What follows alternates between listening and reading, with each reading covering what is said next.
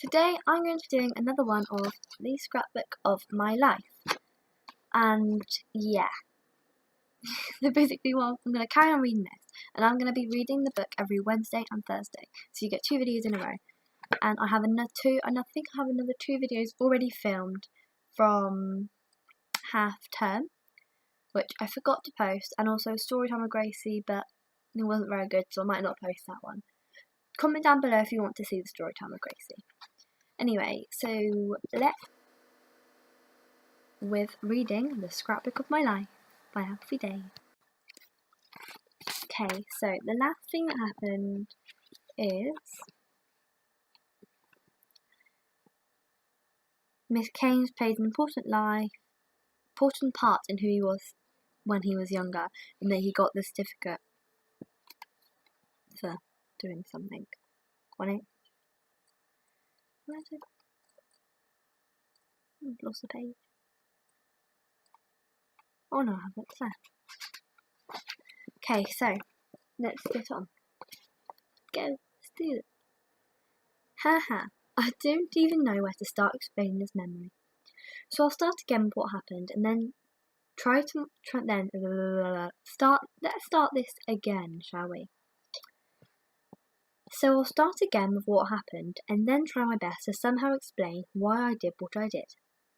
I shaved my dad's head whilst he was sleeping. I have no idea why I did it.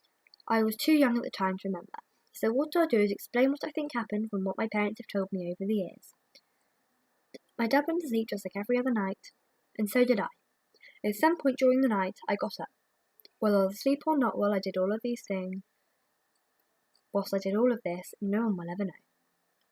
Went into their bedroom, picked up his little beard trimmer, and shaved a spiral shape into the back of his head without him waking up. I can't imagine my dad looked too great at work the next day with his suit and his new haircut. Then it says, I probably shouldn't have done this, but I can write in my stuff. It's got a little page of Alfie Day's pictures, so I'll leave you to look at them. Is it even on the screen? No. There we go.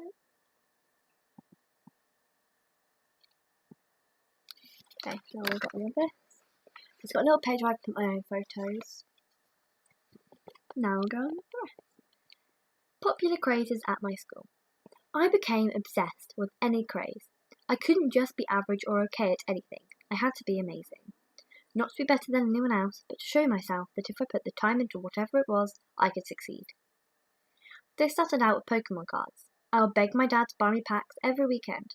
I'd do extra jobs around the house to earn little bits of money to save up to buy packs.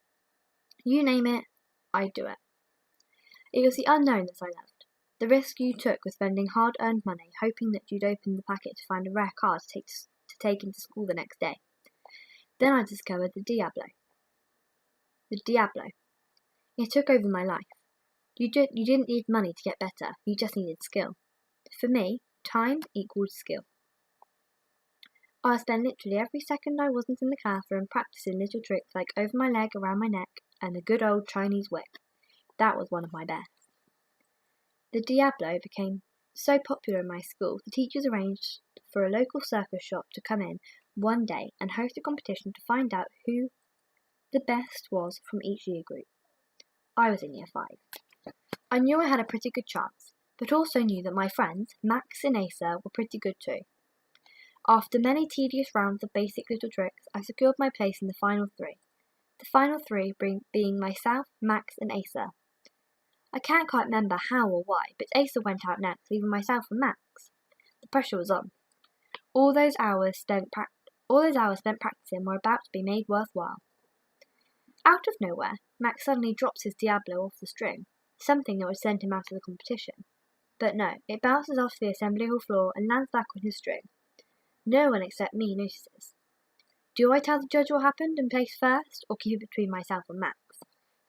I decided not to tell anyone and ended up placing second with Max winning. And from that day forward, Max and I have always joked about who's better and who should have actually won. Next was the yo-yo, but I'm not even going to go into that one.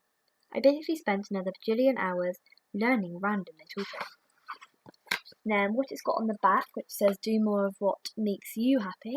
It has a big one here that says do more of what makes you happy, and a quote that I can also put on the next page, or a craze at my school.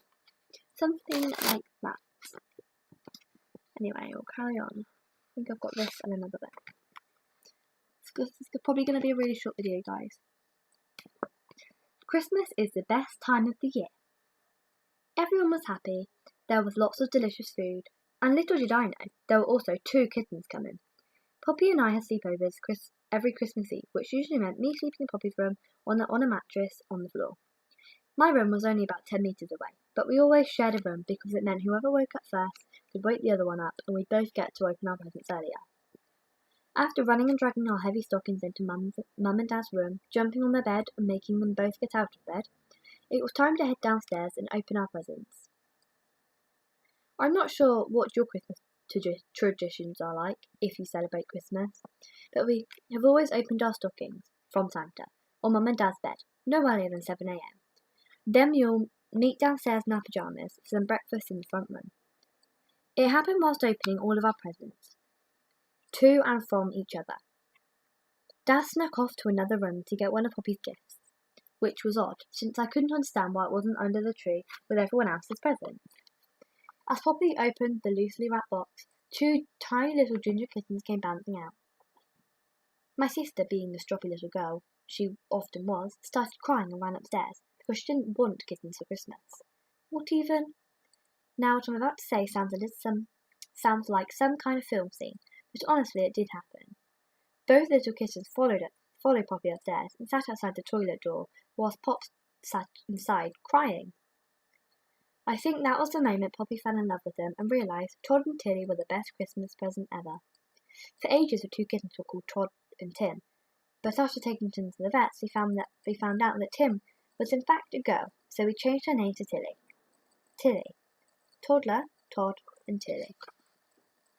Then it says, my favourite time of year, and another quote which says, always do something until you can do it. And always do something you can until you do it. Don't quit. I don't get that one.